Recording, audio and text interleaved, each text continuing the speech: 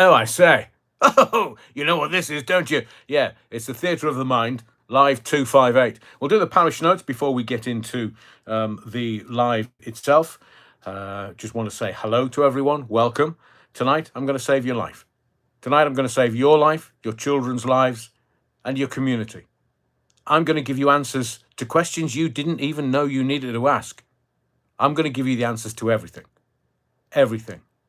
How you're being governed by this inept bunch in the Ozempic Palace. I'm going to tell you who's pulling what strings and how and where. Maybe David Icke should watch this.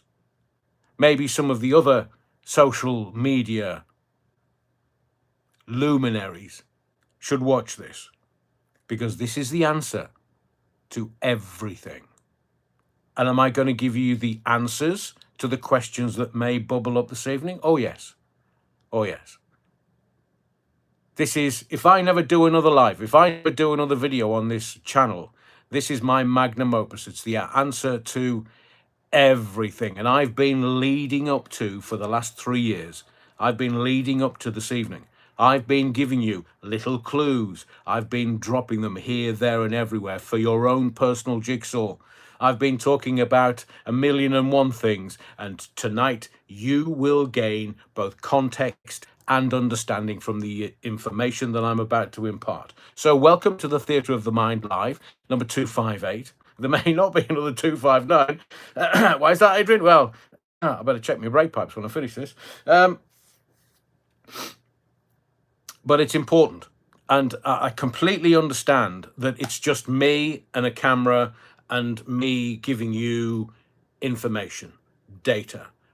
And it's for you to do your research. It's for you to do more digging. It's for you to get your own understanding so that you can protect yourself from what is coming. And it is coming.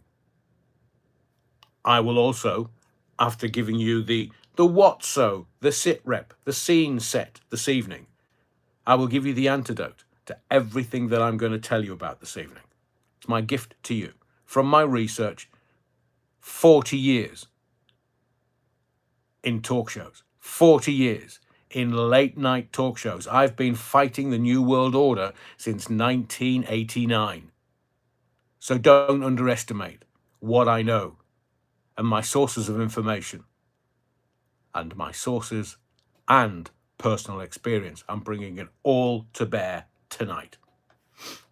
So, Kellen Boo, wow, yeah, I'm first. Well, happy. So, looking forward to tonight's live. Hope everyone is well. Evening, Karen Boo.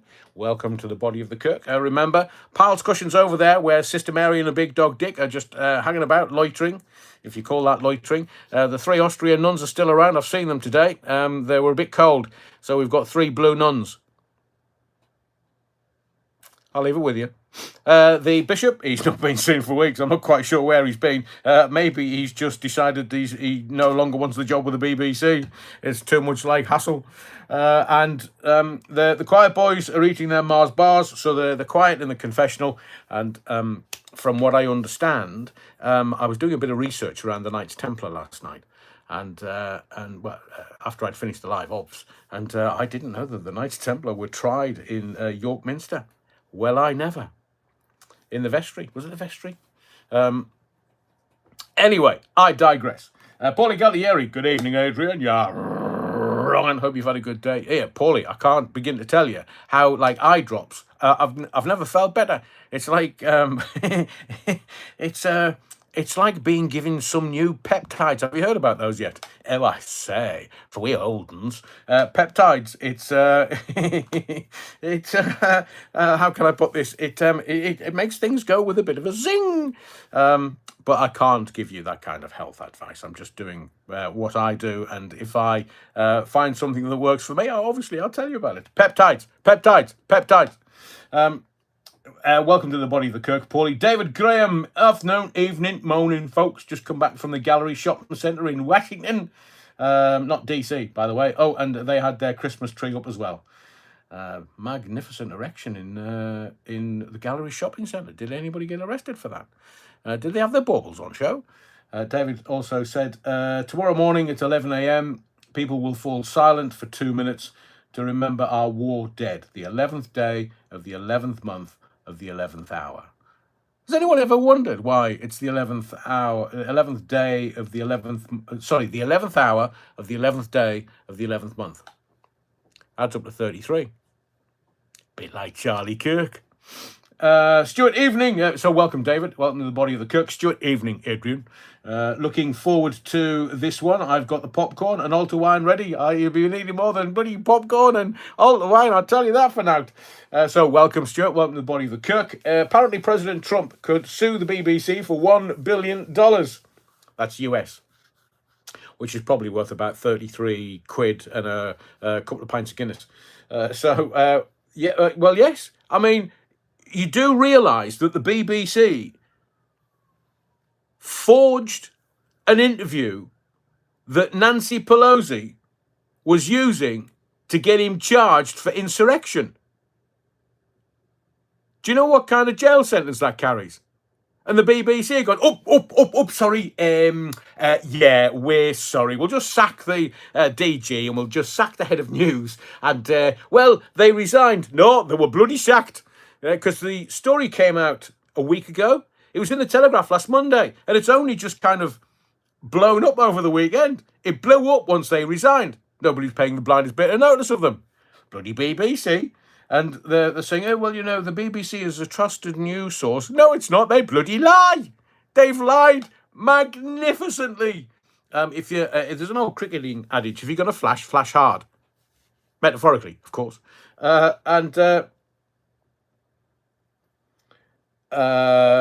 King Treble 7, 1111, yeah, when the Second World War ended. Blimey, that was quite fortuitous. I'm just asking. Body of man, 33, or 7 chakras. The number 7 is the body of man. That's why when you get married, your vows are broken into 7 parts. Didn't you work that out? Or am I being too deep for you tonight? BD, cool. Andrew James, they let too many folk in. Stuart says, too late for sorries for the BBC. Oh, I completely agree.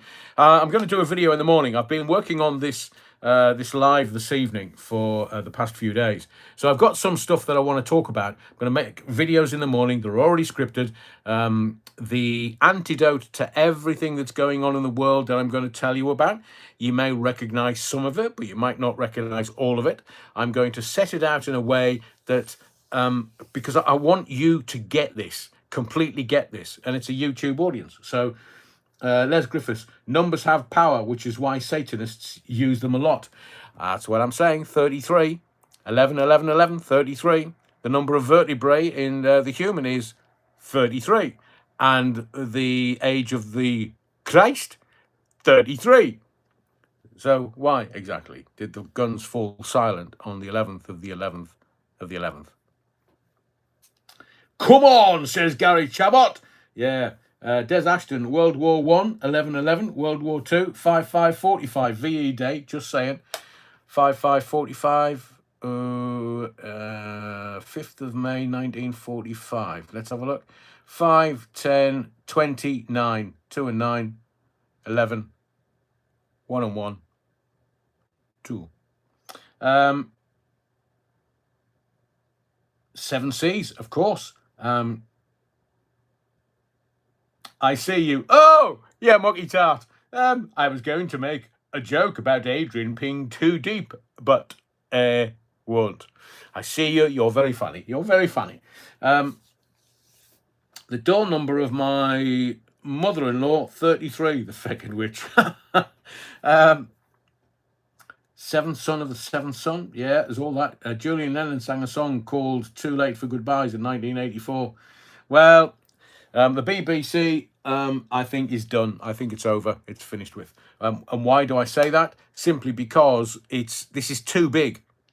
It's too big. The political classes in America, the Democrats, who were the government at the time, tried to use the BBC because the BBC was the BBC, and the Americans, the BBC, don't tell lies. They tell the truth. All the Americans believe that the BBC is a newsworthy news outlet and a trusted source of news. Oops. So wait for the video in the morning, because I've got a shit ton of stuff in that BBC interview that's just going to crush them. Just going to crush them. Which foreign power has been giving the BBC money and why? Oh, I'll tell you about that in the morning.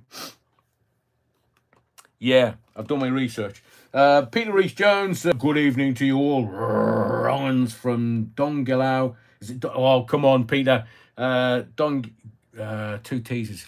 Dongelau, North Wales. Slice of Battenberg at the ready with some altar wine to wash it down. Very nice. Very nice, Peter Rees. Very nice. Bit glitchy then, seems okay now. That's because I've said stuff that I'm not supposed to be saying. Top of 69. So on the way in, where are we? Yeah. On the way in, wipe your feet, because we don't want mud in the body of the Kirk, and smash the likes, because I think what I'm going to impart to you, you're going to enjoy this evening somehow. And if you don't, well, maybe I'm reading my audience wrong. So thank you to all the commenters. Please keep the comments coming this evening. I'm not necessarily going to interact too much with you this evening because I've got a lot of things to present to you. So if you can smash the likes, get them over 100 before we get to the really meaty stuff, then we'll get over 200 by the time we wipe our feet, put the Battenberg away, and the piles cushions and the altar wine. So I do have I do have emergency altar wine. Let me take a small imbibement.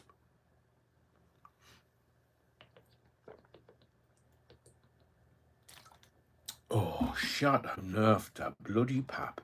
So I've got emergency, just in case I need it tonight. So this is the Theatre of the Mind live number 258. My name's Adrian Allen. And what I'm about to impart to you is from my own personal research. And I do believe that once you get the understanding of this, it will change your life.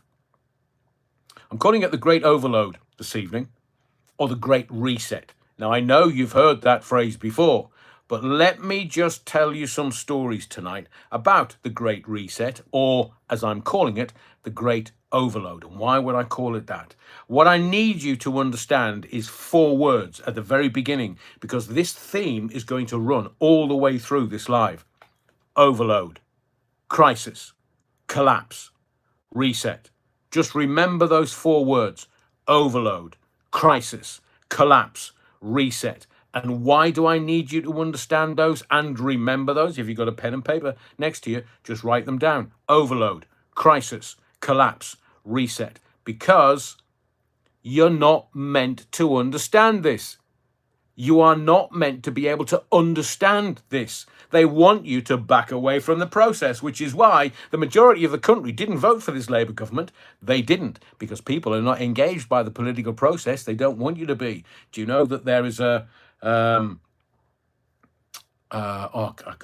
Reform standing in a by-election on Thursday, so it'll be interesting to see what the outcome of that is. They don't want you to know that there's a by-election coming up. They don't want you to know or be engaged by the political process whatsoever. They just want you to disengage, watch Britain's Got Talent, Strictly Come Dancing, and that's how they fool you. Remember, I've already said it once tonight, you will own nothing and be happy. Everywhere that you look, debt spiraling, borders straining, digital currencies on the way, and a never-ending list of emergencies. It looks chaotic. But what if I said to you, it isn't? What if this is the same pattern over and over and over again? Overload, crisis, collapse, reset. Every headline feels like the same note in a different key. Debt crisis, border crisis, climate crisis, cost of living crisis. If you're exhausted by it all, that's the point where awareness begins.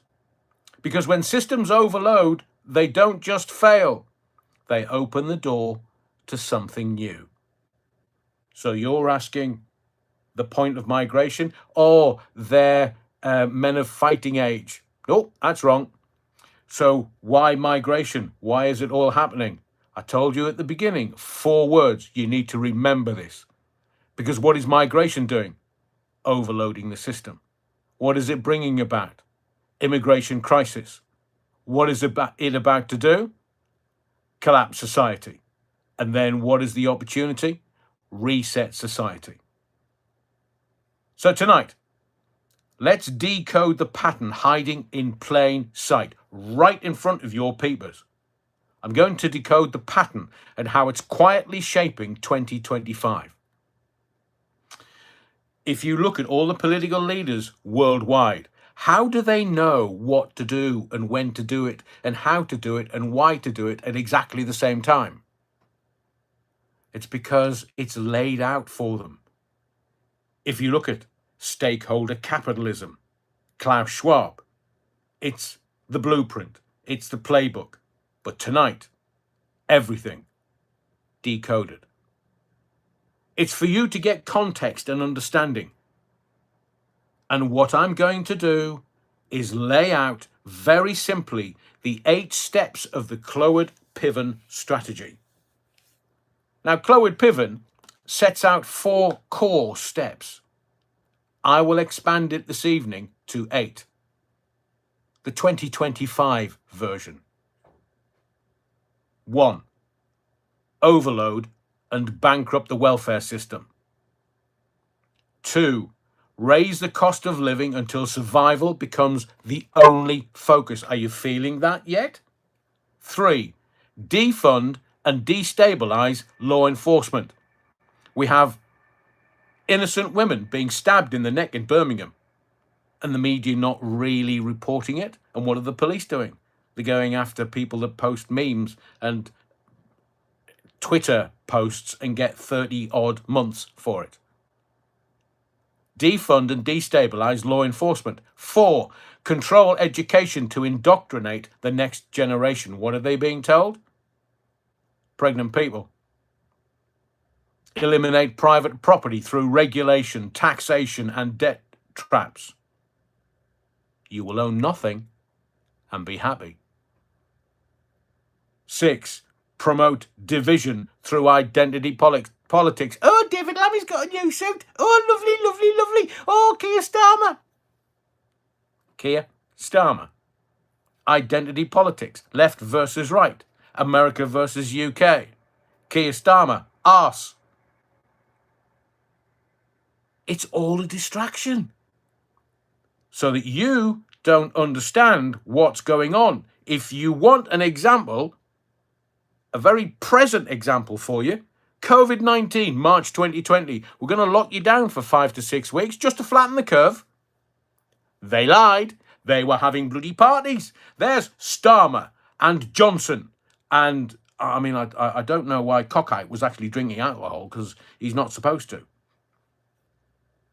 But they're promoting division through identity politics, and they all lie. 7. Undermine faith and family to replace them with state loyalty. The Chinese Communist Party, they're all not worshipping. They're not having a faith. The state is replacing faith and religion. And 8, create permanent dependence on the state through programmable money. Central bank digital currencies, they're coming. So there's nothing new in governance. Nothing. So let me give you a little bit of background. Who are they? Who are they? The Cloward-Piven strategy is a political strategy outlined in 1966. It's been around 60 years. Now, the pair that brought this to human consciousness are American sociologists and political activists Richard Cloward and female Frances Fox Piven. The strategy is fairly simple. It aims to utilize militant anti-poverty groups to facilitate a political crisis by overloading the welfare system via an increase in welfare claims, forcing the creation of a system of guaranteed minimum income and redistributing income through the federal government. In other words, all the migrants that are coming in and getting free money. Yes, they can be used. but it's part of the blueprint, playbook of Clwyd Piven. Now, that's a fairly simplified overview. It could have been, 1966, it could have been consigned to a very bygone era. But the 8 steps, what I'm going to do is I'm going to set them out for you this evening, and I'm going to go on to show you how they relate to today's societal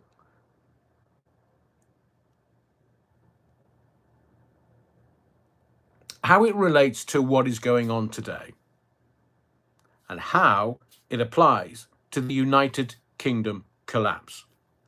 Now, the 4 core steps, they're the original Clwyd Piven steps. 1, overload the system. And as by way of an explanation, imagine that you have a toy box that's already full. Remember? Gave you the 4 words, overload. Imagine a toy box that's already full. Then you ask all the kids to dump all of their toys into the toy box all at once.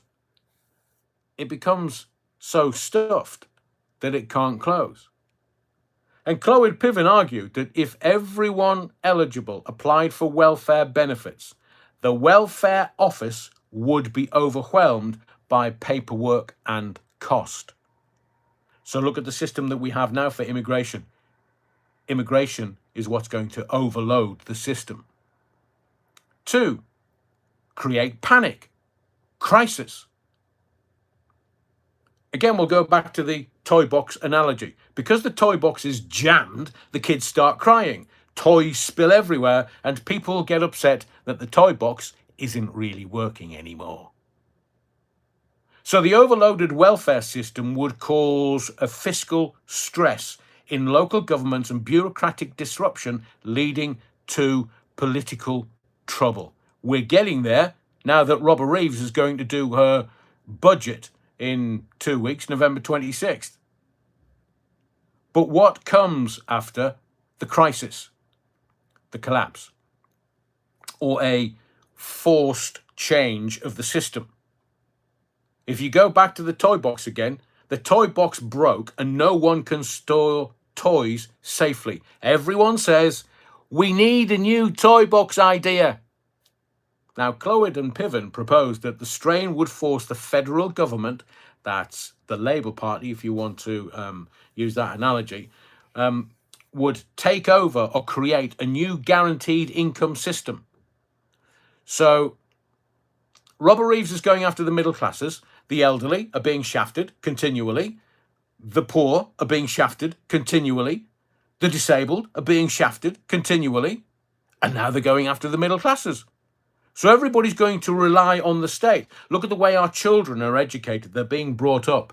And there was the woman the other day who didn't want her daughter to be injected with a vaccine. And a judge told her, Foxtrot Oscar, your child's getting the vaccine. So the state now own the children. It's a bit like being, in line for the throne. Everyone that's in line for the throne becomes ward of the monarch because the monarchy has to survive. So Ginger Sphericals and his missus and the 2 kids, if anything happens there, King Billy becomes their dad. So after the collapse or forced change of the system, number 4, step 4, is replaced with a new system.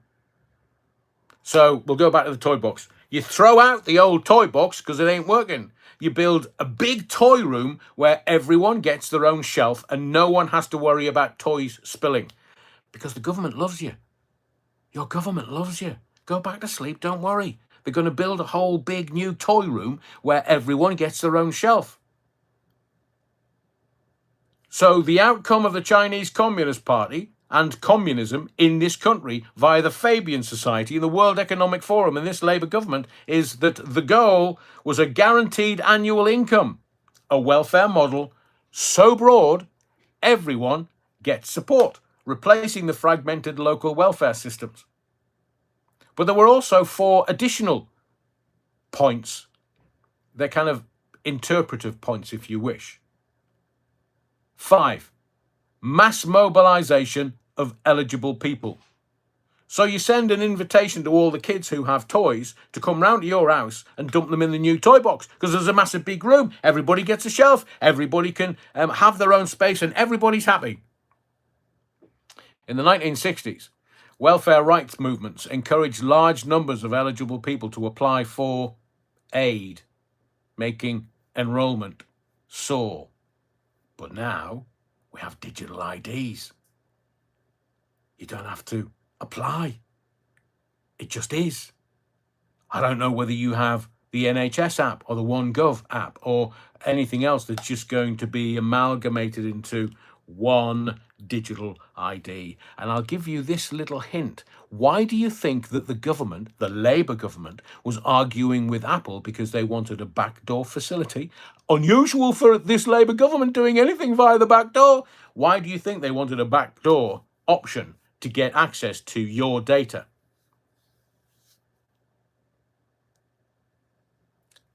Because they want to make money from digital ID. That's why. So now you will be forced to have a smartphone, the smartphone that never switches off, that's always connected to the grid, and the backdoor government wanted the backdoor access so that you will have a smartphone. You won't have any little burner phones. No. Oh, only the drug dealers. Everybody will be enrolled. Mass mobilization of eligible people, everybody except those that have worked all their life and try to get some benefits to help them out while they're unemployed. And no, you can't have that. We're giving it all to the bloody migrants. So, 6, use of crisis to shift power from local to central authority. Look at March 2020, 5 or 6 weeks to flatten the curve, wash your hands, and we'll save the NHS together. You can go clap for them on a Thursday. Nobody cares. So when the toy box in each of the children's bedrooms fails, mummy or daddy says, right, okay, I'll take over all the toy storage myself from now on. Central government. And if you look at central government, their strategy targets local governments. They wanted to bring them in. I've told you the story many times before about how there was an election in the northeast of England to bring in a regional government, and the people in the northeast went, you can have away and shite, man. Voted it down. The government was apoplectic with rage. So the government's welfare agencies, if you want federal government, because we're all seemingly citizens, would need to step in. Because it's all a power shift. A power grab. You will do as you're told. You will own nothing and be happy. And your government loves you. Go back to sleep. Your government loves you. 7 would be the redistribution of income and wealth via this new system. So we'll go back to the toys and the toy box. In the new toy room, some kids who had few toys now get more. And some who had many toys share. So the guaranteed income model implies wealth or aid is spread evenly. If it looks like a duck, waddles like a duck, quacks like a duck, it's a fucking duck. It's communism by any other means. So they will spread more evenly across society. So the slackers don't work for it but get more toys. And those that are grafting to actually make something of their lives have got to give all their toys away.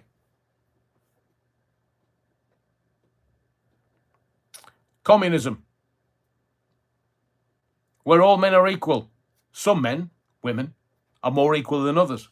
And finally, what the government will do via the Cloward-Piven strategy is create long-term dependency, a structural change. Change is going to come, says the song. So once everyone uses the toy room and stops putting toys in their own boxes, they never go back to their old box. Because it's a better system. They have a shelf. They have a bigger toy box. They have a better toy box. But critics say the Cloward-Piven strategy creates a permanent welfare state. Like everybody's on welfare. Everybody's being looked after by the state. You might not have a home because you're not going to be allowed to own a home.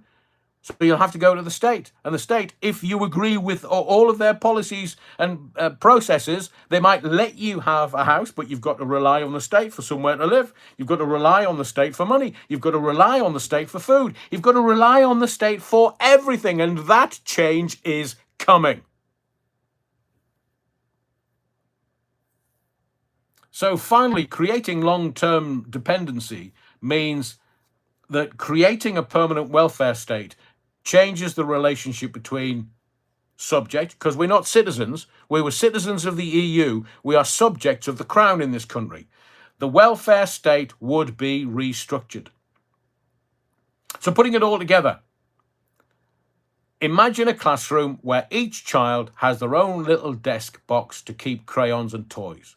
Two grown-ups come in and say, right, every child who could use the box to dump all their toys in the desk box, dump them in there now. So it makes each box so full, it pops open, crayons scatter, kids are upset, the teachers can't manage the kids because the kids are upset, they're all crying, they're all upset, the teachers are thinking about getting in contact with the grown-ups, their parents, because they can't look after the kids. Okay. So the boxes didn't work. So we'll build one big toy room with shelves where everyone stores their toys together and some little ones share more than they used to. And over time, the kids stop using their little boxes and rely on the big toy room instead. So what does that story mean? Dumping all the toys? Overload. Boxes bursting? Crisis. A teacher building a toy room? Replacing the system. Shelves where some share? Redistribution. And the kids not going back to the original boxes? Structural change. So what about the role of the World Economic Forum? What about the Labour government? I know you've got that question in your head. What exactly is this government and the World Economic Forum doing to implement the Clwyd-Piven strategy? Now, I will tell you from the get-go that the link is interpretive and speculative in many differing commentaries. And from my own research, some commentators claim that global organizations like the World Economic Forum or the United Nations Agenda 2030 or the World Health Organization and governments use large-scale crises.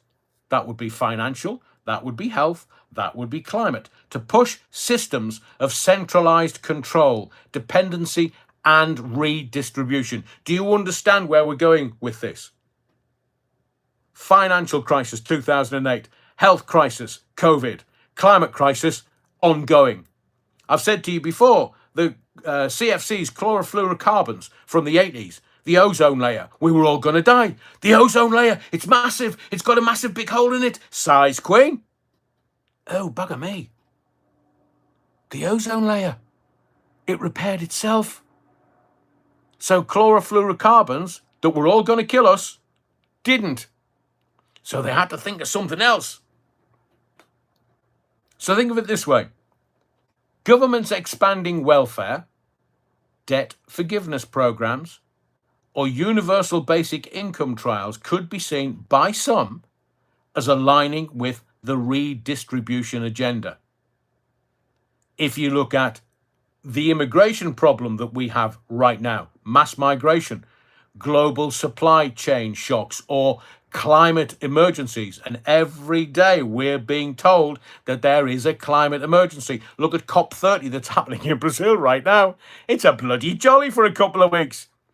Unless you're wearing a ill-fitting dinner jacket, of course. So climate emergencies are cited as mechanisms, tools, to create overload or crisis-enabling systemic change. So the health crisis, systemic change. You were told. Make sure there's 3 feet between another human being and you. You were told you can't go out unless you've got a dog. You can take the dog for a walk. You can't go for a walk, though. You've got to stay in your house. It was systemic change. It was a transfer of wealth whilst we were locked up. Now, as a man that was always taught to be cautious, the original Clwyd Piven article is academic and theoretical, in my view, of course. And their aim was to end poverty and force reform. This is in 1966. It would have been quite radical in 66. Not necessarily the kind of conspiratorial, destroy everything narrative that some would use. But many claims that governments and or the World Economic Forum are actively implementing this strategy in full. Those claims are not substantiated by the original author's documentation. They're part of a political commentary now in 2025 and are up for interpretation. So it's always good to check which source is making the claim and how the evidence is used. The World Economic Forum, the Fabian Society, the technocrats are taking over society and thereby the world. Now, here's a real-world historical 5-year style examples in the US, in the UK, and in Europe that could look like the execution of the Clwyd Piven strategy, or at least follow its patterns, which I laid out right at the very beginning. And if you've come during this live and you didn't catch the beginning, then play catch up tomorrow. You'll need to understand, get context and understanding from the whole of this live. So the Clwyd Piven strategy, or at least its pattern, needs to be evaluated on how strong the evidence is. So I'm going to give you 2 cases, one in the US and one in the UK and Europe, with a breakdown of what happened, how it could map to the strategy steps, and critiques of the evidence. Because your interest in all of this needs to remain calm and just have an awareness of these things, which is why I'm trying to explain it layered.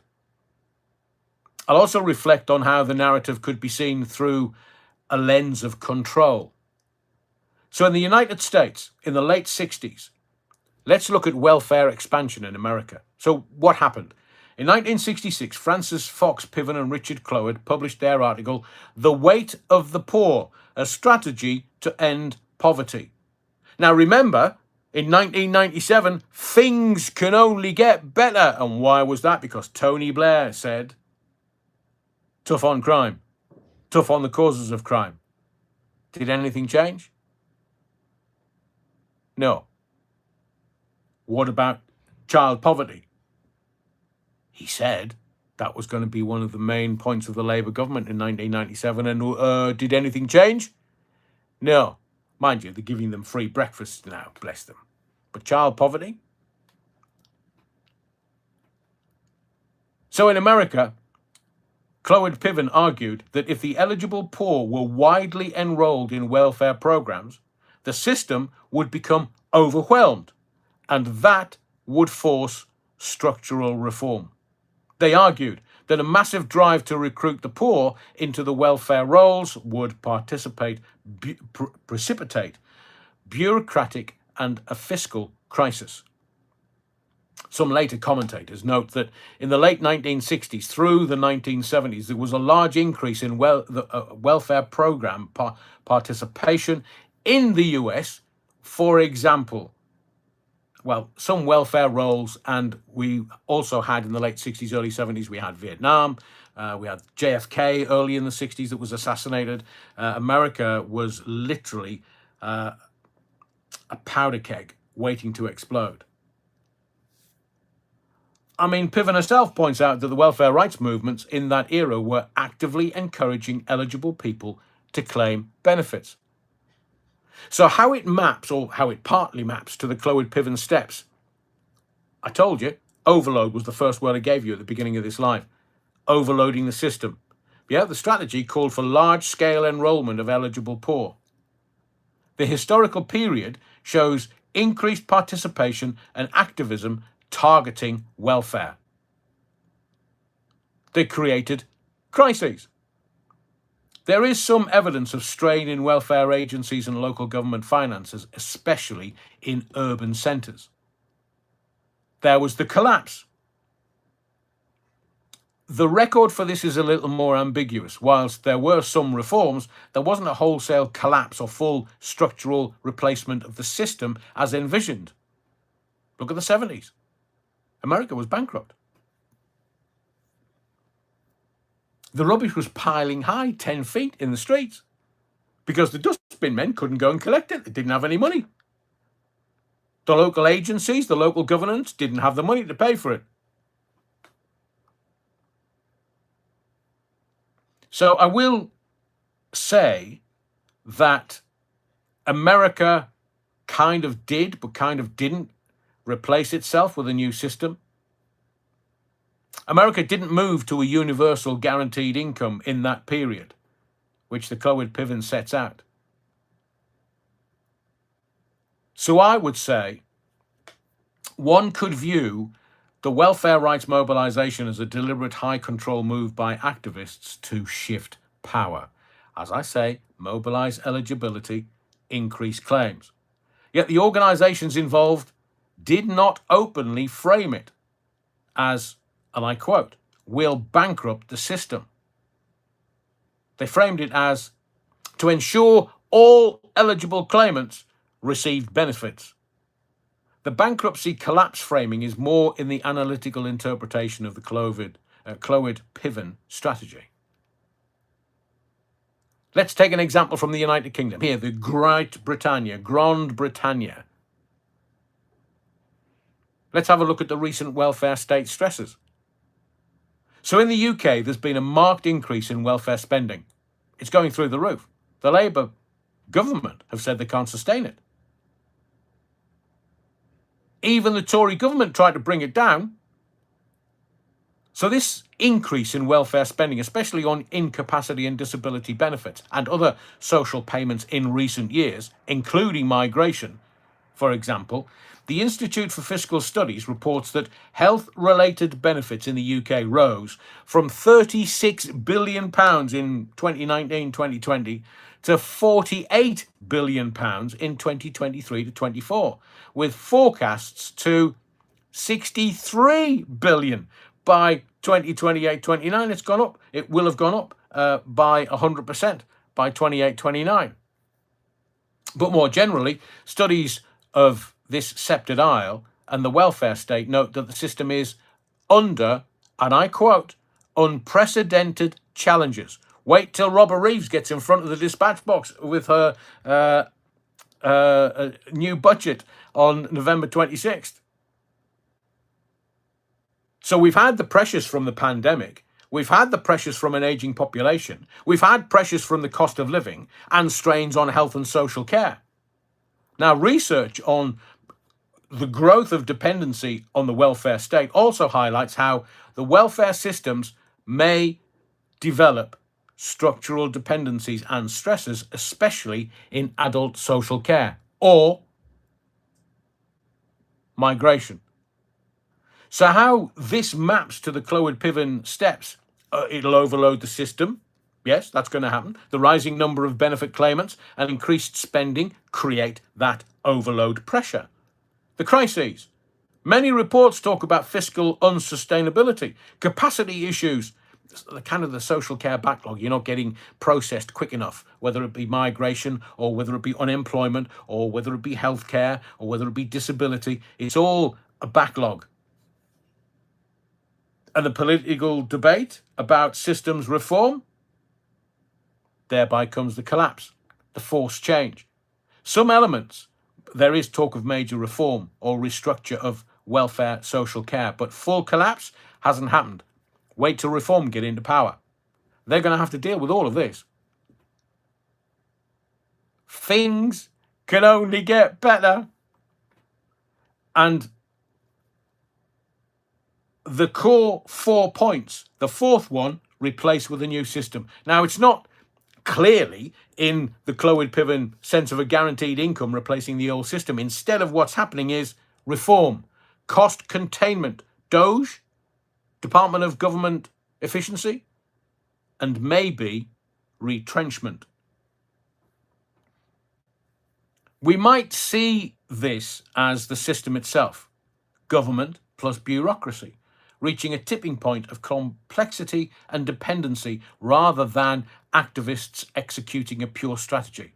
So unlike the American case, this isn't clearly a coordinated mass mobilization of claimants to force the system's collapse. So maybe it's going to be systemic drift and accumulated pressures.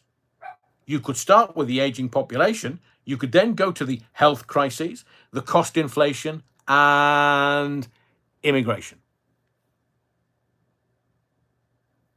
So the evidence could be viewed that this is following the Cloward-Piven playbook. So in the US in the late 60s, we have reasonably good alignment with the first one or two steps of the Cloward-Piven strategy. In the UK and Europe, recent cases, including migration, we see stress and tension in the welfare, the state structures. Therefore, the Cloward-Piven strategy and theory is useful as a lens for seeing patterns, but the empirical evidence for full execution, it's a little more grey. So here's the next stage. 3 more case studies from outside the US and the UK, each analysed through the lens of the Cloward-Piven framework, theory of overload, crisis, reform, replacement. I'm going to explain them clearly and simply, but still with the deeper political and structural understanding beneath. Now, I completely get, before I get into another case study in Sweden and Scandinavia, I know that all I'm doing is I'm just presenting you with data. But as we go through this, I'm having to tell you and give you certain bits of information and data so that when you get to the end of this live, with the end of this particular presentation, you absolutely categorically get it. And everything that you see on TV, you will get understanding from and context as to why they're doing it and where they're doing it and how they're doing it. It may be migration that is going to bring the system down, and they replace that system with something else. But at least you will know that that's their game. So another case study, this time from the 70s to 2000s in Sweden and Scandinavia. After World War II, Sweden built a very generous cradle-to-grave welfare state. Free education, free healthcare, free childcare, and high social benefits.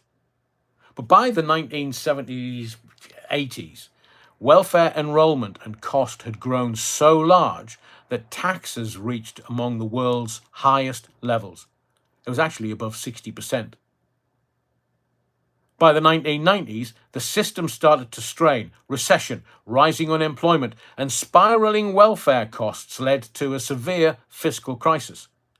Sweden responded by reforming everything, reducing benefits, partially privatizing pensions, and trimming public spending. So what it looked like in this example: 1, overload. The system grew too generous and expensive. Everyone was inside it. 2, crisis. 1990s financial crash pushed Sweden's welfare model into deficit. 3, collapse.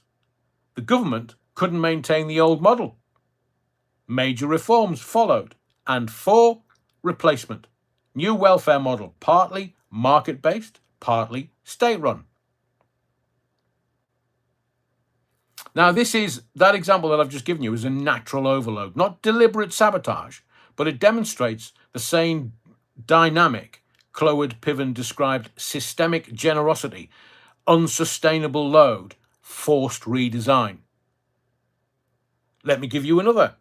Canada, 2015 to present, and I've said many times on these lives, the countries that you need to look at: the UK, Australia, Canada, and New Zealand. Now, in 2015, Canada expanded federal programs sharply. Public health spending, pandemic income support, and new climate and carbon credit welfare structures. The pandemic era policies gave direct payments to nearly all of their citizens, resembling a temporary universal basic income. Remember Rishi Sunak? Eat out to help out? People were being paid 80% of their wages just to stay at home. Now, in Canada, the deficit surged and inflation rose. Some economists argue the overload forced conversations about permanent, guaranteed incomes and federal welfare harmonisation. So let's put it with the 4 steps of the Clwyd-Piven strategy. So, 1, overload. What did it look like? The system grew too generous and expensive. Everybody was inside of it. 2, crisis. The 1990s financial crash pushed Canada and their welfare model into a deficit. So if you want to use the toy box analogy, or the kids, the classroom, the government in Canada in 2015 to present gave everyone a handful of candy at once. The candy jar emptied really quickly. And now they're talking about how to design a new jar that can track every candy digitally so no one gets too much or too little. Communism, anyone?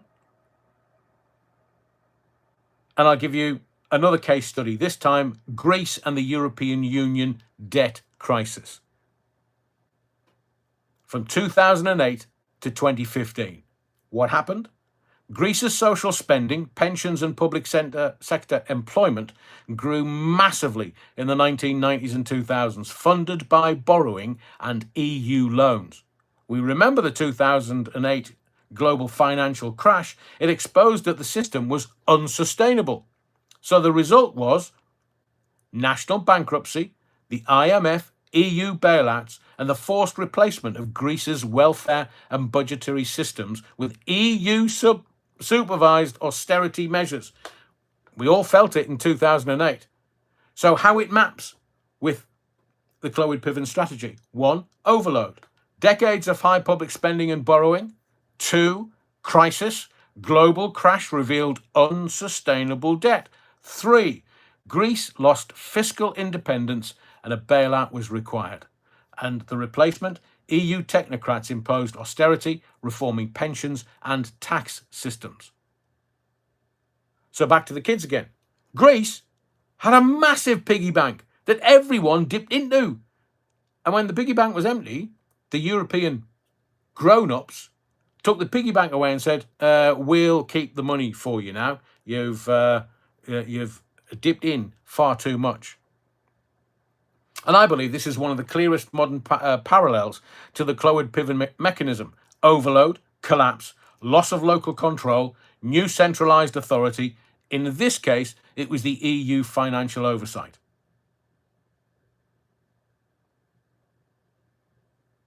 So when the system gives out more than it can replenish, collapse is inevitable. That's where we're heading. Collapse. We've already got overload. So whether in an economics term or whether it's just excess without replenishment, it will force a change. And that's why they want the structure in place. They want digital ID in place. No arguments. You're getting it. Or are you? So digital ID, your finances. We'll get to that and how and what they're going to do with you, your data with the digital ID. They want backdoor access to your iPhones, your smartphones, and everybody will have a smartphone because then they'll be able to track you. They'll be able to track your activity. They'll be able to track where you've gone, where have you been, where you're going. They'll be able to track everything that you spend on, what you're spending on, when you're spending it, how you're spending it. Everything is going to be data tracked. So the Clwyd-Piven strategy, deliberate or accidental, is ultimately the same cycle of imbalance: expansion, strain, surrender, reform. But our work is not in fighting the collapse. Our work is anticipating it. staying fluid enough to move when the system breaks rather than breaking with it. So I'll give you how it maps with the Clywyd Piven strategy. I'll give you a kind of 2025 radar sweep and map it onto those 8 Clywyd Piven points, but with clear lines between. I'm going to tell you exactly what's happening, verifiable, how some people interpret it through the Clywyd Piven lens, and where there is and isn't solid evidence of intent. First, I'll give you a quick reminder of the 8 steps that we're using. 1, overload the system. 2, create crises or panic. 3, collapse or face force major change. 4, replace with a new system. 5, then have mass mobilization of people into that system so that we will all accept it. And 6, shift power upwards, whether it's local, your community, whether it's national, this government, or whether it's global, to the World Economic Forum and Davos and Brussels. And then 7, redistribute the wealth and control into Brussels, into the EU. Redistribute the wealth. What do you think they're doing with the £50 billion that Starmer has promised to Ursula von der Leyen? £50 billion. Robert Reeves is going to stand up in front of the dispatch box and tell you that I'm going to raise taxes. I'm going to raise £50 billion because my black hole that was 22 billion, it's now expanded to 50 billion.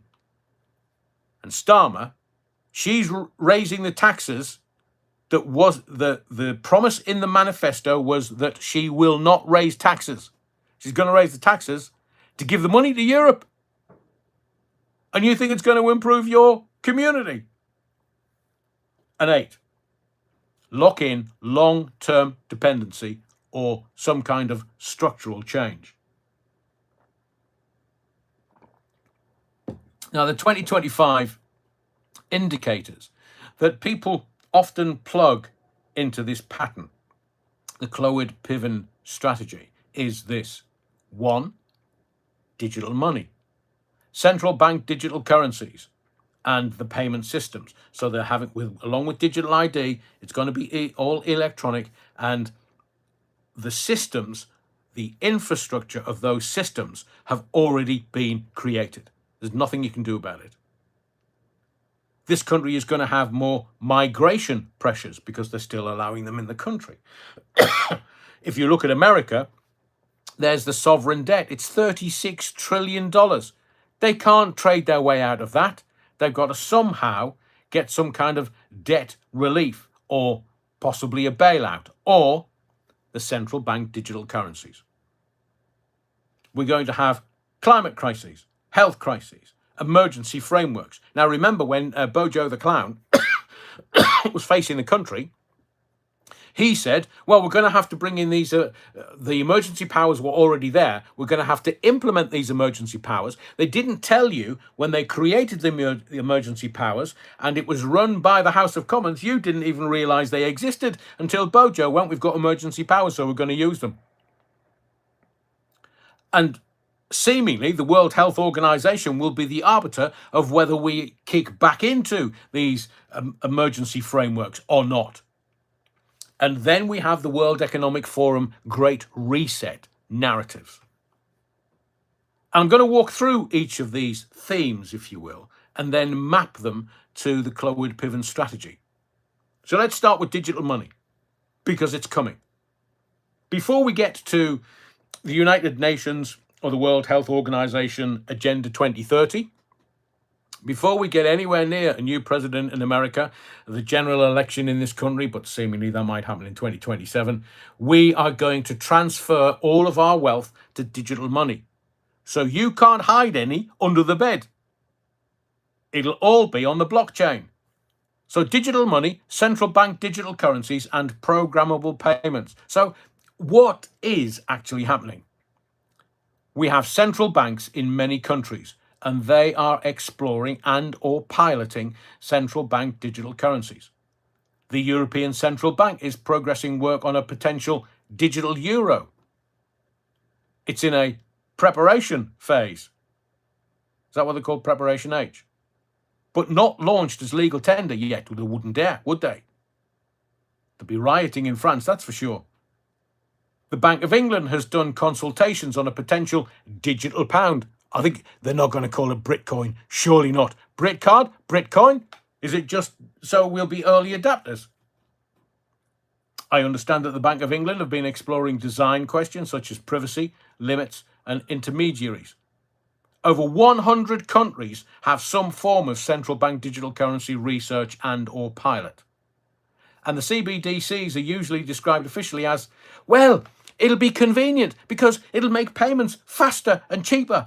It'll improve financial inclusion and modernising money in a digital age. And then when it's implemented, you want to buy what? Alcohol? No, you've had far too much this week, you dirty tart. So how does this map into the Clwyd Piven strategy? And I'll make it really simple.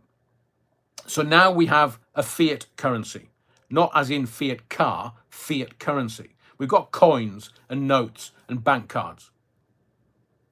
Now the grown-ups in society are thinking about making computer money that can be watched and controlled from one big computer in the bank. So you know the purpose of a bank, don't you? It's to make money from nothing. I could go into a long diatribe about banks, but the basic premise of a bank is not to keep your money safe. The bank makes money from nothing. That's its job. So the possible mapping on the Clwyd Piven strategy is overload the system. One, overload the system. So existing bank and fiat systems are strained by debt, inflation, and crises. I know since 2020, when, remember, you could only tap 30 quid.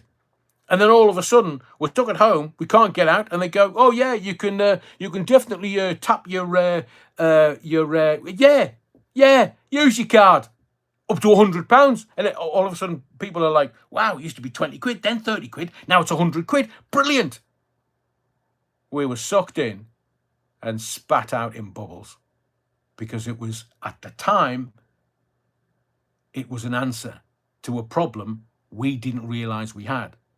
So central bank digital currencies emerge as the solution once the old setup looks, well, messy. Oh, look, it'll be, they'll have Charlie 19, they'll have COVID all over the banknotes. Achoo! Oh, look, it's all over me bloody fiver. Achoo! It's all over me 20. I can't use that again. I'll kill people. Oh, you can tap your card, though. We'll go to the second point. Crisis. Panic. What about the 2008 crash? Oh, dear Lord. That fat old tart, Brown, the dour Prime Minister, and the 2008 crash.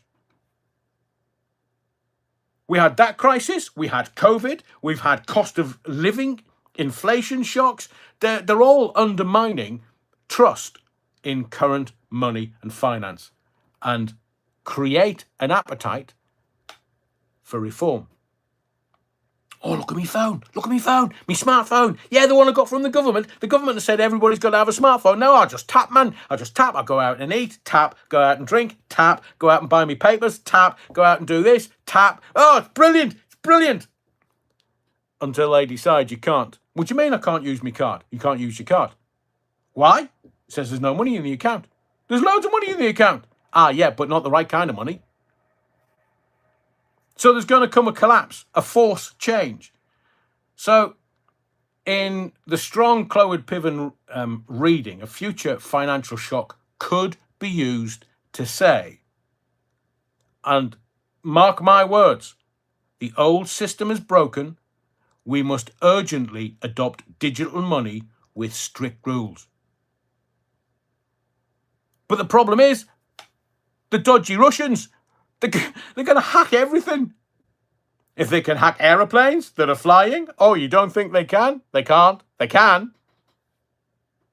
What about ships that suddenly steer into bridges? How did that one work then? Ooh, was it hacked? And what about banks? Oh, bugger me, we've been hacked. Oh dear. Marks and Spencer's took bloody weeks. All I wanted was a loaf of bread. And what will they do? They'll replace it with a new system. So the central bank digital currency becomes the new toy room, as I was explaining. A single state-backed digital money layer that you will have no control over. The government will, but you won't. Bust your ass day in, day out to earn a shekel or three. And the government says, no, you can't spend that. It's the wrong kind of money. What do you mean, wrong kind of money? I earned that by working. Ah, well, your name's not on the door. You can't come in. So what they will need to do is a mass mobilization. Governments could pay benefits and or tax rebates only via central bank digital currency. Can you see what they're doing? And that way they would get everyone or a lot of people into the new system quickly. So all the benefits will be digital, all the rebates. Oh, you've overpaid your tax by £1,000. You're only getting it in CBDC, central bank digital currencies. We're not going to send you 50s. We're not even going to use a bloody check anymore. No, you can have it via the blockchain. Oh, what the bloody hell's a blockchain? Well, it's how you get your money. But I don't want that. I don't want it electronic. Can you not give me a check? No, don't use them anymore. Can you not give me like in 50s or pound notes? No, pound notes. Remember those? So it will get people, it will get everybody on benefits, everybody that's using any kind of finances from the government. And remember, they want us all to rely on the government. It will all come via central bank digital currencies. Bank of England, whether it's the euro or whether it's the Trump deciding that everybody's going to have Bitcoin. Told you, crypto is going to be the future, whether we like it or not. That's what central bank digital currencies are all about. It appears that crypto goes up 5% and then goes down 5%. If you're putting a fiver in, it's not really much, is it? It's 5p here, 10p there. But if you're moving millions around, which is what the money boys, the banks do, and that's what I say, banks make money from nothing. 5% of 5 billion is a lot of bunts for a day's work. So we'll have the mass mobilization, then we'll have... it will shift power upwards. Not for you, not for me, not for your kids, upwards. So monetary control centralized at central bank level, potentially linked to international standards. Or Sir Keir Starmer giving 50 billion to Ursula von der Leyen for your taxes and your national insurance and all the money that they take a rob out of your trouser pocket or your handbag or wherever you keep your money. They're raping you with your taxes and then they're giving it to Ursula von der Leyen, bitch. She's had 7 kids. Like a chipolata up the Mersey tunnel. And then 7, redistribute and control. So the programmable money could, in theory, steer spending, as in eco-incentives. You know, if you're spending too much money, oh, no, got a climate crisis. No, you're making the world heat up. So we're going to have to block bad spending. You can't spend on that. It's just going to destroy the planet. But everybody's aware that, and some critics, that this is a control tool. They will redistribute the wealth, as they have done amongst the Tories. I've only got 2 words for you if you want to know about redistributing wealth. The PPE scandal, Michelle Mone, 200 million quid of taxpayers' money. 200 million quid. And she made profit of about 15%. 30 million, you're not getting it back. How do I end shite? And then point 8. Once wages, benefits and taxes flow via CBDC, central bank digital currencies, opting out becomes very difficult. Like the kids who no longer have their own toy boxes. They've got to use the new toy room and they've got to use the shelf that they were allocated and they can't use anything else. So in 2020, 2021 and 2022, we were tapping for all it was worth. So we do have central bank digital currencies. They are being explored and piloted. The genuine risk is that any powerful tool of centralized money can be abused. That's more about future governance than provable conspiracy. But we just know the conspiracy theorists have never been Wrong. We know. And tomorrow I'm going to make some videos that are going to make your hair curl. I've just decided to go balls out, really. So let's go to the second theme and then map them against Clwyd Piven. Migration and border pressure.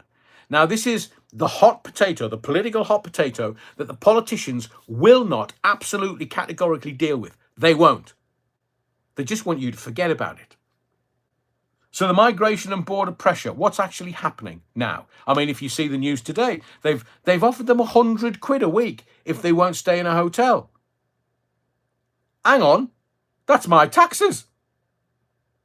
And you're giving them £100 out of my pay to not stay in a hotel, to bring the hotel bill down. What are they going to do? Encamp in tents, in village greens. So many countries, UK, EU states, US, America, are seeing significant irregular migration and asylum claims. You know that to be true. You know that to be fact. We know that the governments, successive governments, that's why the political classes are done, the parasitical classes are done, finished, over. Reform's going to be the next government. And it doesn't matter what Labour do or say, doesn't matter what the Tories do or say, they're done, they're finished, they're over. The political system, like Clwyd Piven, needs reform. Not the political party, I'm talking about wholesale reform. So we know that there's irregular migration and asylum claims coming into this country. This creates pressure on housing, welfare, schools, healthcare, political tension around capacity and sustainability. So we'll go back to the kids again. So more people keep coming into the house than there are beds and plates. The kitchen gets very busy. Everyone starts arguing about who gets to stay and who has to move. But nothing is ever done. So how does it map to the Clwyd Piven strategy? 1, overload the system. Big inflows of people require more welfare, more housing, more translators, more schooling, more policing. Somebody somewhere is making a whole lot of money. 2, the crisis, the panic. Local services and communities feel stretched. Media and politics talk of crises, overwhelmed systems, and no room. 3, the collapse or the force change. In some areas, authorities say they can't cope. That's already been promulgated in the mainstream media. Central government or even supranational institutions have to step in and take care of everything. Your government loves you. Go back to sleep. They'll take care of everything. And then 4, they're going to replace it with a new system. Could it be a new regional or international migration compact, resettlement frameworks, or centralised EU-style border policies? So it'll be Europe that will decide whether we're having migration or not our government. And the people of this country want our government to act on behalf and or for the people of this country. It's really simple governance. That's what the government should do. First rule of government, protect the people. Look at the mass mobilisation as point 5. Not in the sense of the Clwyd Piven welfare enrolment, but there is a large-scale movement of people into the welfare and benefit systems of destination countries, whether it's France or Germany or here. And I told you in 1999, Blair was told by Germany, you need to start taking your fair share of these immigrants, these illegal immigrants. At the time, we were taking somewhere between 23 and 25,000 per year. France was taking a little bit more, maybe 32, 33,000 a year. And Germany was taking 100,000. And they were telling Blair and the French Prime Minister or President, you've got to take your fair share. And that's why we're in the shit that we're in now. Because Germany deemed it so. And that will shift the power upwards to the political classes. Migration, illegal or not, often leads to international agreements, the EU rules, the UN compacts, moving decision-making up from local, national to regional, global. So the decisions are not being taken locally for you. They're not being taken by this government for you. They're being taken by Brussels and the EU for you. And oh, by the way, Kia, give us 50 billion, man. We're running out of money. And the redistribution of wealth, taxpayers in richer countries, us, the mugs, support newcomers and remittances flow back to poorer countries, redistributing resources. So poor Greece, who were in the right panshite, don't worry, Britain's going to give us 50 billion. We'll give you some. We'll give you a couple of mil. And then once they've done that, redistributed the wealth from the rich countries, Germany, France, Britain, going to lock us into the system. So once populations are more mixed and institutions are built around that reality, you get a new permanent demographic and political landscape. Reform will be the government. But remember, and please don't forget this, it's called the Seville Agreement, where Sir Keir Starmer signed an international treaties with the rest of Europe, and that's why it didn't have to go through the Houses of Parliament. He signed it so that the next government can't reverse anything that he's implemented while he's being in government. It's called the Seville, after the place in Spain, the Seville Agreement. So migration and system stresses are very, very real. Whether this is deliberately engineered, I say that with a nod and a wink, as step one of the Clover-Piven strategy, is speculative. There's no smoking gun document that says, oh, we're all going to collapse under welfare via migration. But it does fit the pattern. Overload, tension, centralised rule-making. And the third theme and how that maps is sovereign debt. So what they're doing, the politicians are doing, is they're getting as much money out of this country as possible to a non-governmental organisation abroad and then manage the debt. That's what we have, sovereign debt, bailouts and debt relief. Via the IMF. There, a couple of months ago, Robert Reeves was going to have to go to the IMF, the International Monetary Fund, and go, can you, we need a few bob. She was in Davos at the World Economic Forum for a whole week in January. What was she there? With a begging bowl? But what's actually happening? You can look at America. America can't trade its way out of its debt because it's 120-odd% of GDP, their gross domestic product. So they can't sell their gross domestic product and get rid of the debt. They can't. They can't even handle the interest on the debt. $36 trillion because governments don't care. They'll just spend, spend, spend. That's what Labour are doing. Spend, spend, spend. Oh, who was the woman that won the polls? And it was Viv, what's her name? Spend, spend, spend. All the political classes don't care. They just need it to go abroad. A bit like the United States Agency for International Development. Why would they be giving the BBC over £2 million in 2023 to 2024? Just asking for a friend, because you might know the answer. I do. That's how you end up with really dodgy editing for the Democrats in America, because the BBC was receiving millions and millions and millions from the United States Agency for International Development. I'm going to do a video about it in the morning. Tim Davey. The World Economic Forum loves him. Why would the World Economic Forum have anything to do with Tim Davey? Why would the BBC be getting money from America, from the Democrats, and the United States Agency for International Development? Because there's the deniability.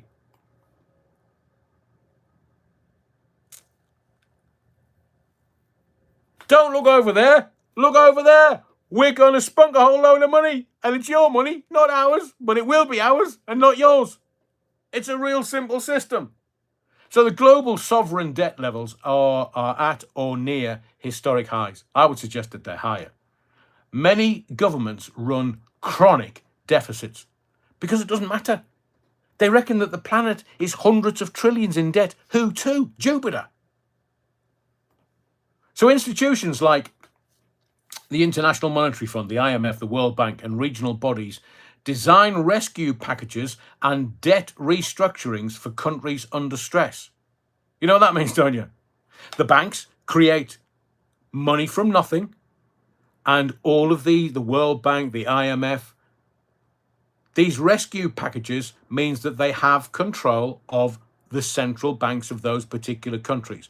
And the Rothschild family, who are worth easily over $500 trillion. They only have 5 more central banks and then they own the whole system. That's when it'll change. So the countries that they need to get, they're looking at Venezuela, and I've mentioned these many times on these lives. Venezuela, Iran, North Korea, Russia, China. It was and/or Hungary. It was Syria, but they've got Syria now. America's arguing the toss with Venezuela, so they'll have Venezuela soon. It'll be down to like 5 central banks away after, was it 195 countries around the world?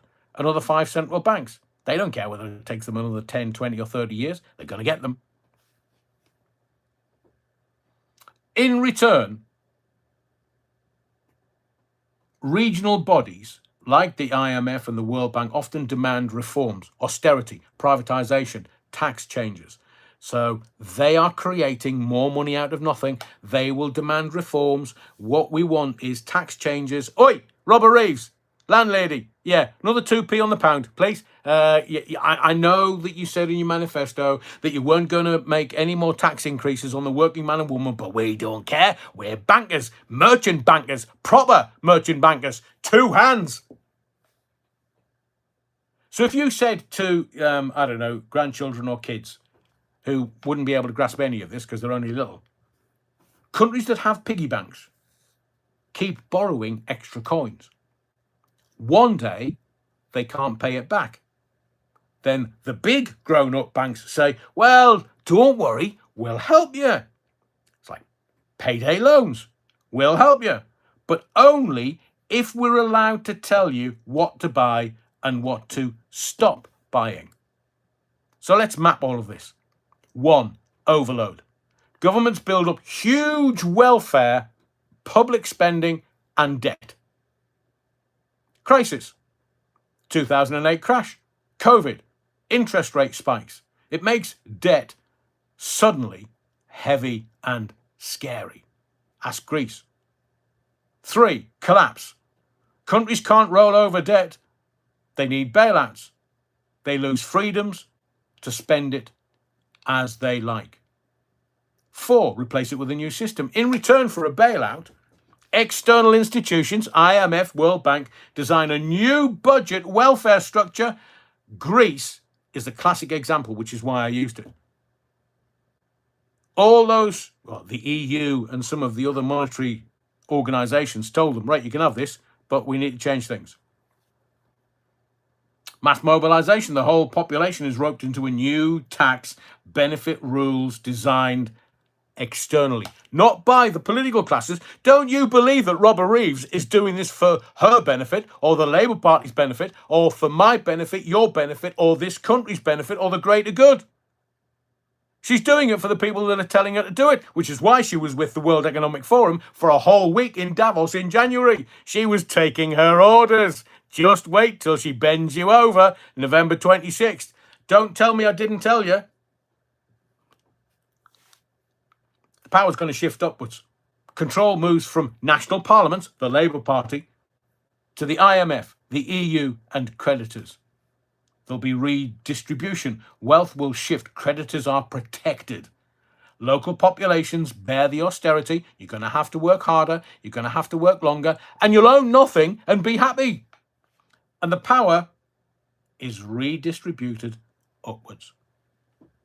And then we'll be locked into a long-term structural adjustment, quantitative easing, as the bankers said.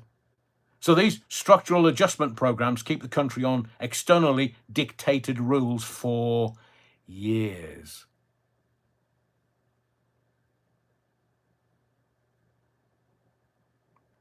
We can go for let's talk about climate, health, permanent emergency frameworks. So climate crisis, health crisis, emergency, COVID in March 2020 when we all went into lockdown. So what is it actually? Countries have adopted net zero climate targets and complex regulatory regimes. After COVID, you know what happened 5 years ago. It's 5 years since we were locked down. It's coming up 6. So after COVID, countries now have legal tools for emergency powers. Notice how they've not rescinded those emergency powers. They're just sitting there, lockdowns, mandates, travel restrictions. They're all just sitting there for whomever decides we need to go into that. Bird flu, anyone? Oh, can you remember disease X? Oh, yeah. What was it, 18 months ago? Oh, we're all going to die from disease X. And then that never happened. And it's all bird flu, avian flu. Yeah, H5N1. That never happened. It's fear porn. That's all they're doing. But they have all these legal tools. There are global accords. There's the Paris Agreement. I mean, COP30, hardly anybody's there. The Americans are not there. The Russians are not there. The Chinese are not there. The Indians are not there. Billions of people worldwide. Representatives not at COP30 because it's a joke. So as I say, the Paris Agreement, the photographer who was taking everybody that was at the Paris Agreement, they tried to get them all on to a photograph, and there were so many of them that I think Rishi Sunak was off right and was talking to another head of state, and they couldn't get that other head of state onto the photograph. There were so many of them. But all these rules are shared miraculously. So the grown-ups tell the little ones, oh, there's big storms and sickness coming, so we need super strong rules that they can use very quickly whenever they think there's danger. And the kids are like, oh, okay, we trust you. Just remember, your government loves you. Go back to sleep. Your government loves you. I'm sending this all out. And the answer is coming very soon. So if you map that against the Cloward-Piven strategy, 1, overload. Environmental damage and public health strain accumulate over decades. This is Ed Millipede playing his ukulele.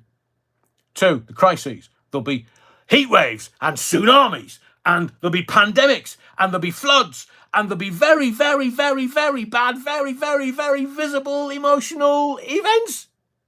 We're all going to die. Are we bollocks? And then there's the collapse, the forced change. Crises are used to justify emergency measures. Oh, we're going to have to lock you down. We've got these emergency, and they're legal. Honestly, they're legal. I can't wait for AI. Decimate. Decimate. All the barristers and all the legal industry and the solicitors. There'll just be a little robot sitting in the corner going, yes, no. So the collapse, the crises are used to justify emergency measures and sweeping new regulations. Oh, we've got it. Yeah, that's what they did in March 2020. Can't you remember? 4, they're going to replace it with a new system. New energy, travel, behaviour rules, restructuring daily life and industry. They're going to tell you, your carbon footprint. Oh, you can't go on holiday. What do you mean I can't go on holiday? I haven't been on holiday this year. Don't care. Your carbon footprint from your digital ID tells me that you can't travel. So what am I going to do? Plant some trees. We're going to use new energy. What new energy? Are we not going to buy it from Russia? Well, we can. Hang on. They're gas and oil. Who we're buying the electricity from? Oh, Scandinavia. So why can't we make our own? Oh, that's not what we do. We arrange and barter for energy, whether it's oil or gas or electricity. We get it from other people, man. We don't need to do it in this country. Why not? Your carbon footprint, it's too big.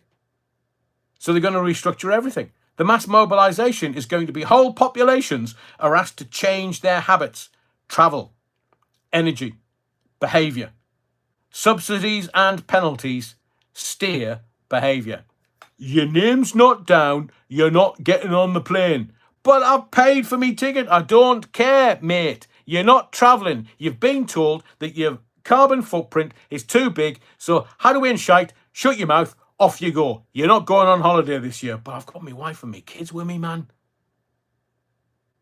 Tough. The power is going to shift upwards.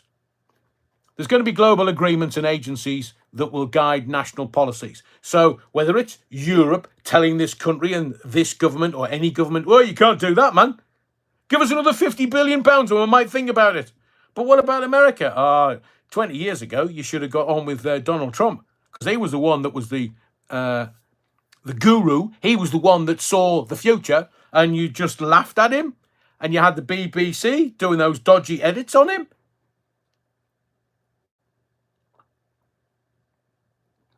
And 7 is the redistribution. So wealth will move with carbon credits. Depends how many trees you plant. Green funds, climate finance from rich to poor countries and via subsidies, it's all going to be data. All of it. They're going to be able to say, that's a tree, that's so many carbon credits. So if you plant a tree, you get 4 carbon credits, and you need 40 carbon credits to go on holiday in Spain for 2 weeks. And that's another 40 for the missus and another 40 for the 2 kids. So that's quite a few hundred trees you need to plant. And once industries invest in the new rules that are the politicians decide, not you. Look, the last time they gave you any kind of choice, everybody voted to get out of Europe. Brexit.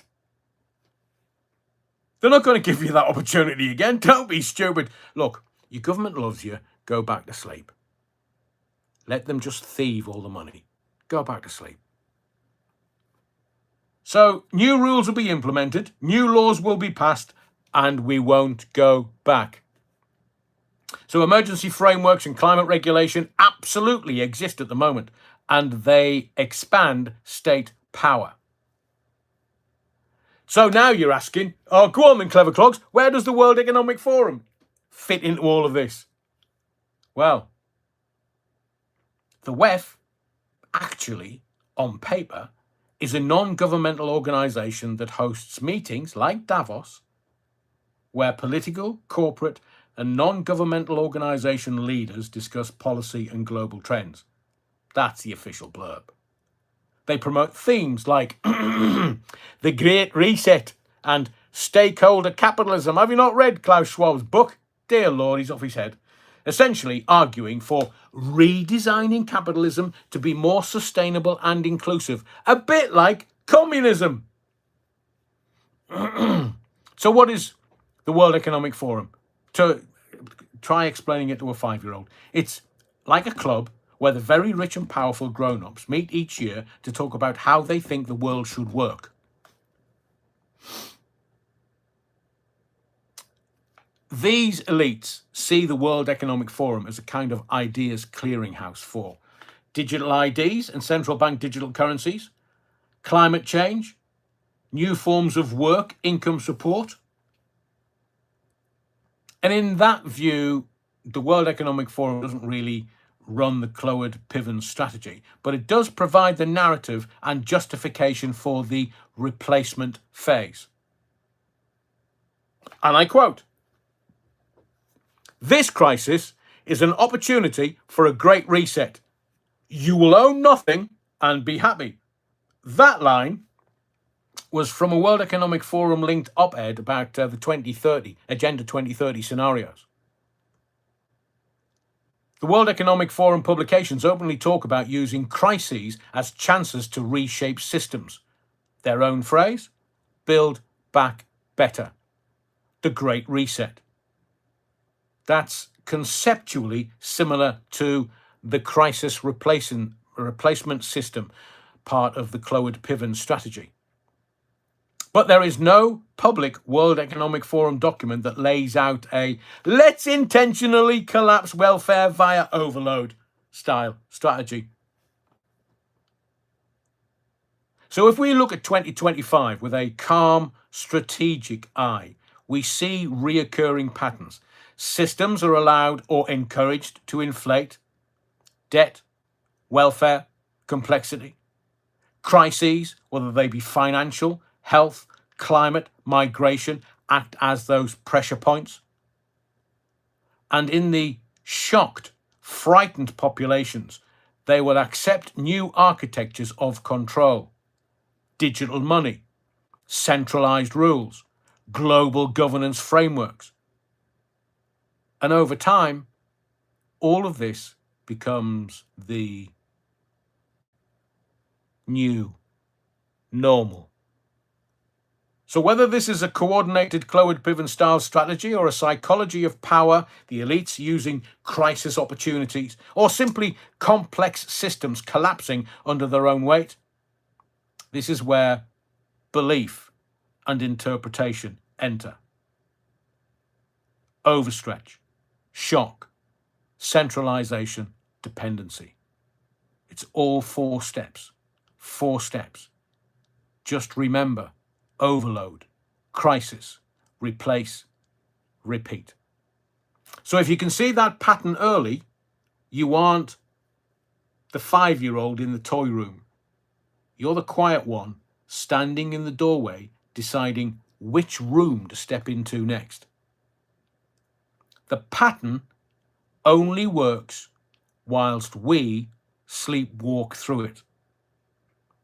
Stay awake. Stay calm. Stay in control.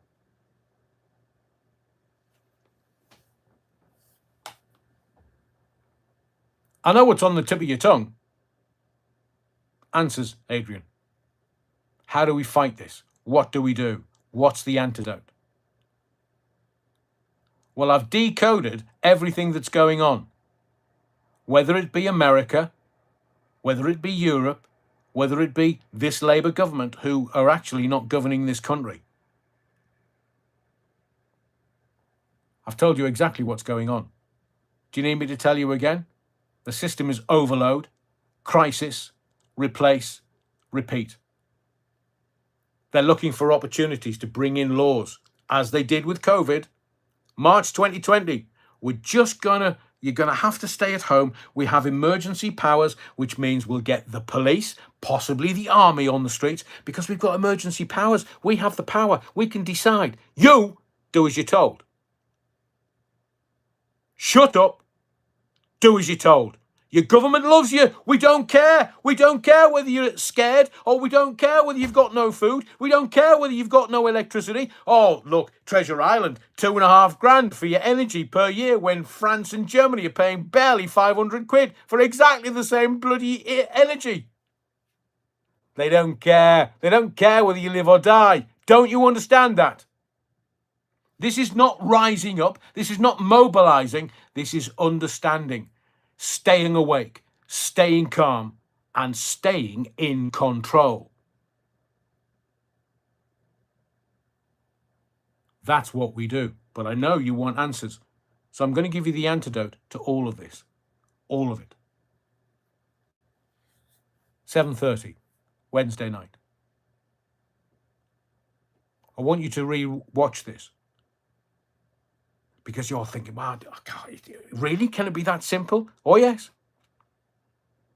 Because then you would give credence to politicians actually being quite bright and working on your behalf and working for the greater good and for the benefit of this country. Don't be stupid. They're raping us. Metaphorically, they're taking all the fucking money. Wait for 2 weeks when Rachel Reeves stands at the dispatch box for her next budget and lies. They put a manifesto together and the country, well, 30% of them, voted them into power because of the manifesto. And now it turns out they lied. And nobody's doing anything. Everybody's waiting for the next general election. So Wednesday at 7:30, I'm going to give you the answers to all of this. What to do, how to do it, and more importantly, you'll get a why to do it. You've already got the why tonight, but you will get a why to do it. Rewatch what I've just told you for the last 90 minutes before Wednesday for clarity and understanding, because that is what I am going to bring you on Wednesday. I know it's not easy. I know it's a very dry subject. It's not strictly. It's not sequins and glitter balls. And it's not entertainment, vacuous, superficial shite of entertainment. I have the most intelligent audience on YouTube. And the reason why I gave you this is because you can assimilate this. You can boil it down. You just need 4 points. I've told you before, the 4 points that I started at the beginning of this live, and it was very simply overload, crisis, collapse, reset. Look at migration. Now you have the answer as to why they're not doing anything with migration. You get it. Illegal migration, they don't care.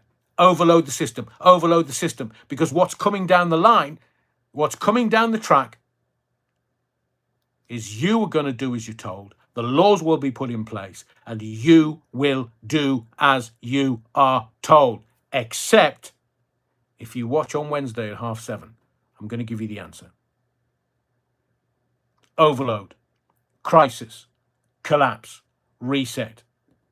Just stick it on a post-it note and stick it on your computer. So the next time that you see any reportage coming out of the news agencies, overload, crisis, collapse, reset. They're going to overload the system. They're going to bring emergencies and crises in, including migration. They're going to collapse the system, and the governments are going to take the opportunity to reset the system.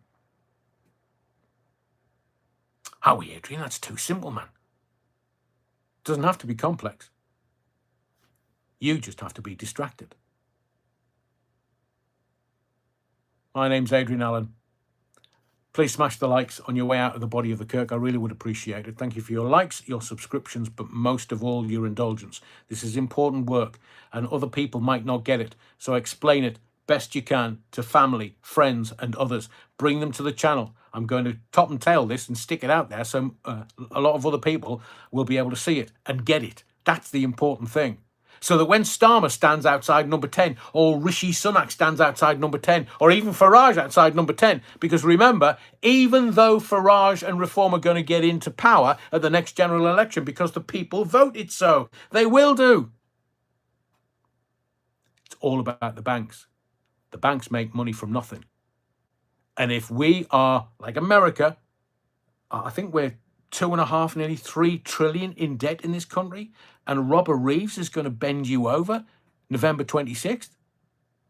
Overload, crisis, collapse, and then reset the system to their advantage, not yours. It's never to your advantage, or your families, or your kids. But I'm going to tell you how you can do this, how you can beat this system. Wednesday, 7:30. So on the way out of the body of the Kirk, make sure you're not leaving any crumbs and Battenberg. Make sure that everything is left as it should be.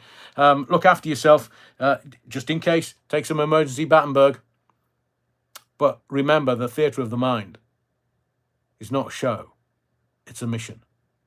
And we will decode everything that they're doing so it's as plain as the nose on their face. They're lying feckers.